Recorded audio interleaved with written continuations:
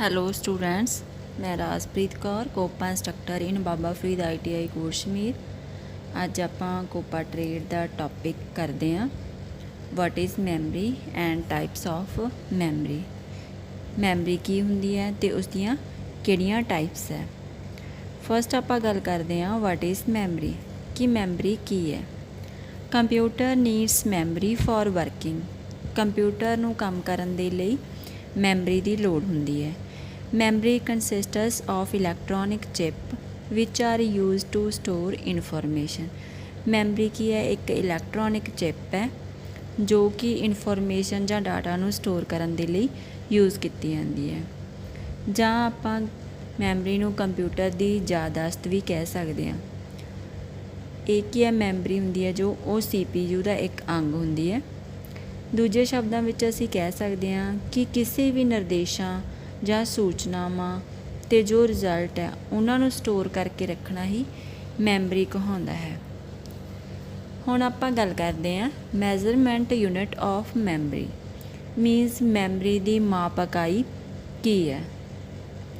In computer any word is written as 0 or 1। Computer दे विच जो हरेक word लिखा जाता है वो जां 0 हुंदा जां 1 हुंदा। It is called binary language. तो इसनूं असीं 0 1 नूं की बोलते हैं, बाइनरी लैंग्वेज बोलते हैं। In this language single digit 0 1 is called binary digits. इस लैंग्वेज दे विच जो सिंगल डिजिट 0 जां 1 हुंदा है उसनूं असीं बाइनरी डिजिट्स कहने आ। A binary digits is called a bit. ते जो ये बाइनरी डिजिट्स है उसनूं असीं बिट कहने आ।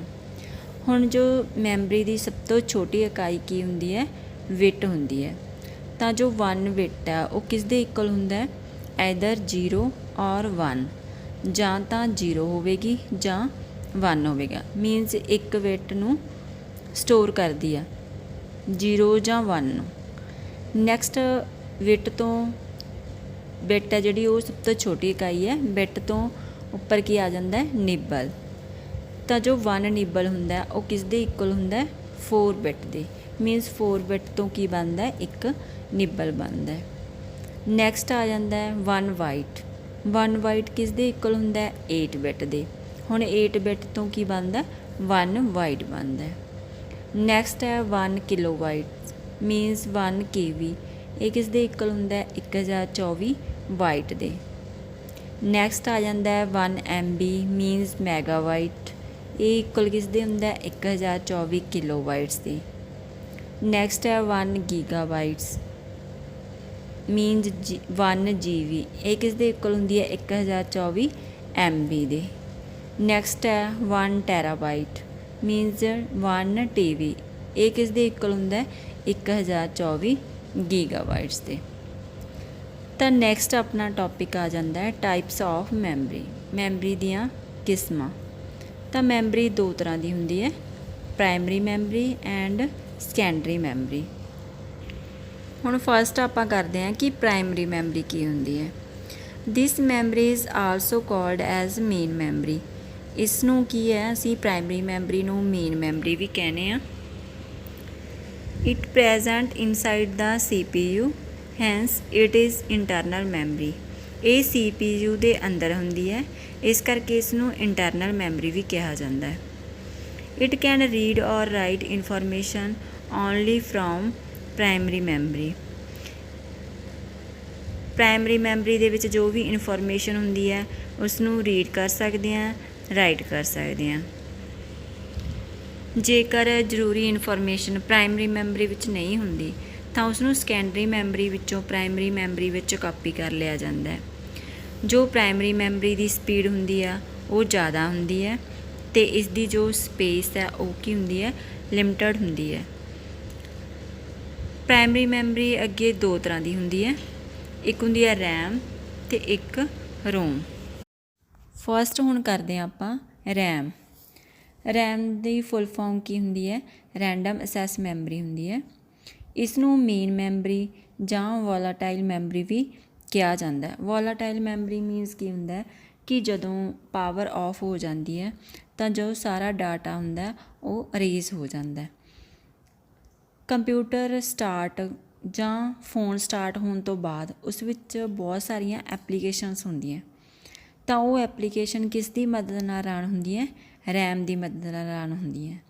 ਜੇਕਰ ਅਸੀਂ MS ਵਰਡ ਵਿੱਚ ਕੋਈ ਕੰਮ ਕਰਦੇ ਹਾਂ ਜਾਂ ਅਸੀਂ ਕੋਈ ਪਾਵਰ ਪੁਆਇੰਟ ਵਿੱਚ ਪ੍ਰੈਜੈਂਟੇਸ਼ਨ ਬਣਾਉਣੇ ਆ, ਤਾਂ ਜੋ ਉਹ ਕੰਮ ਕੀਤਾ ਜਾਂਦਾ ਤਾਂ ਉਹ ਸਾਰਾ ਡਾਟਾ ਕਿੱਥੇ ਸਟੋਰ ਹੁੰਦਾ ਹੈ? ਰੈਮ ਵਿੱਚ ਸਟੋਰ ਹੁੰਦਾ ਹੈ। ਸੈਕਿੰਡ ਆਪਣਾ ਆ ਜਾਂਦਾ ਹੈ ਰੋਮ। ਤਾਂ ਰੋਮ ਦੀ ਫੁੱਲ ਫਾਰਮ ਕੀ ਹੁੰਦੀ ਹੈ? Read only memory. ਕੰਪਿਊਟਰ ਹੋਵੇ ਜਾਂ ਫੋਨ ਹੋਵੇ, ਉਸ ਲਈ ਕੀ ਹੈ? ਰੋਮ ਬਹੁਤ ਜ਼ਰੂਰੀ ਹੁੰਦਾ। ਕਿਸੇ ਵੀ ਕੰਪਿਊਟਰ ਜਾਂ ਫੋਨ ਵਿੱਚ ਰੋਮ ਆਲਰੇਡੀ ਹੁੰਦਾ, ਇਸ ਕਰਕੇ ਕੀ ਹੈ? ਪਰਮਾਨੈਂਟ ਹੈ। ਸੈਕਿੰਡ, ਰੋਮ ਵਿੱਚ ਸਿਰਫ ਰੀਡ ਕਰ ਸਕਦੇ ਹਾਂ, ਇਸ ਵਿੱਚ ਕੁਛ ਵੀ ਅਸੀਂ ਰਾਈਟ ਨਹੀਂ ਕਰ ਸਕਦੇ, ਕੁਛ ਵੀ ਚੇਂਜ ਨਹੀਂ ਕਰ ਸਕਦੇ। ਕੋਈ ਵੀ ਚਾਹੇ ਫੋਨ ਦੇ ਜਾਂ ਕੰਪਿਊਟਰ ਦੇ ਜੋ ਮੈਨੂਫੈਕਚਰ ਹੁੰਦੇ ਆ, ਉਹ ਰੋਮ ਨੂੰ ਉਸੇ ਟਾਈਮ ਹੀ ਕੰਪਿਊਟਰ ਵਿੱਚ ਜਾਂ ਫੋਨ ਵਿੱਚ ਲਗਾ ਦਿੰਦੇ ਆ।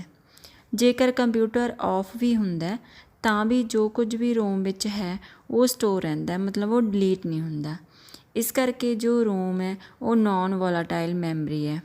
ਮੀਨਸ ਕੀ ਆ, ਪਾਵਰ ਆਫ ਹੋਣ 'ਤੇ ਵੀ ਜੋ ਡਾਟਾ ਹੈ ਉਹ ਡਿਲੀਟ ਨਹੀਂ ਹੁੰਦਾ। ਸੈਕਿੰਡ ਆਪਣਾ ਆ ਜਾਂਦਾ ਸੈਕੰਡਰੀ ਮੈਮਰੀ। ਕਿ ਸੈਕੰਡਰੀ ਮੈਮਰੀ ਕੀ ਹੁੰਦੀ ਹੈ? Secondary memory is use to overcome the limitation of primary memory.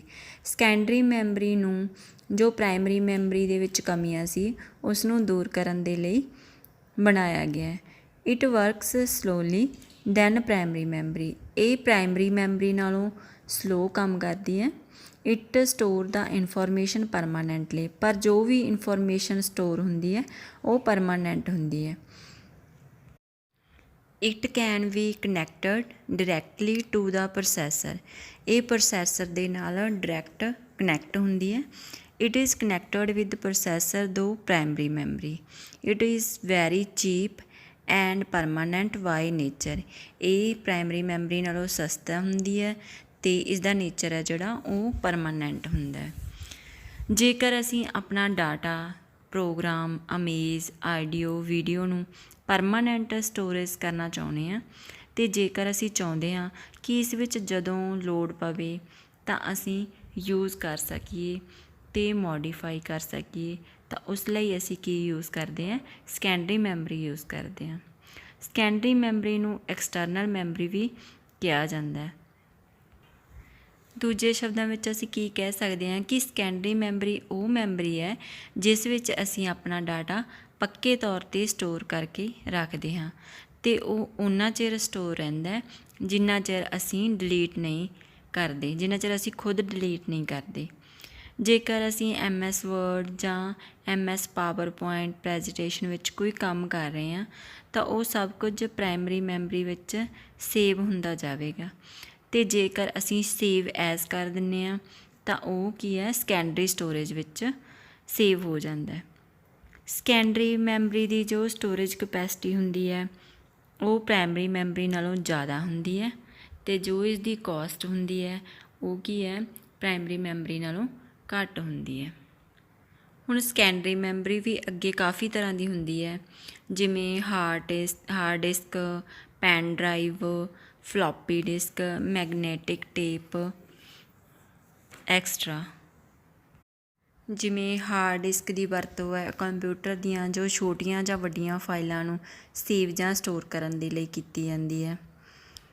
ਇਸ ਤੋਂ ਬਿਨਾਂ ਜੋ ਪੈਨ ਡਰਾਈਵ ਹੈ, ਫਲੋਪੀ ਡਿਸਕ ਹੈ, ਮੈਗਨੈਟਿਕ ਟੇਪ ਹੈ, ਇਹਨਾਂ ਵਿੱਚ ਵੀ ਜੋ ਡਾਟਾ ਹੈ ਉਹ ਪਰਮਾਨੈਂਟਲੀ ਸਟੋਰ ਕਰਕੇ ਰੱਖਿਆ ਜਾਂਦਾ ਹੈ। ਸੋ ਸਟੂਡੈਂਟਸ, ਅੱਜ ਆਪਾਂ ਟੋਪਿਕ ਕੀਤਾ what is memory and types of memory. So thank you for watching.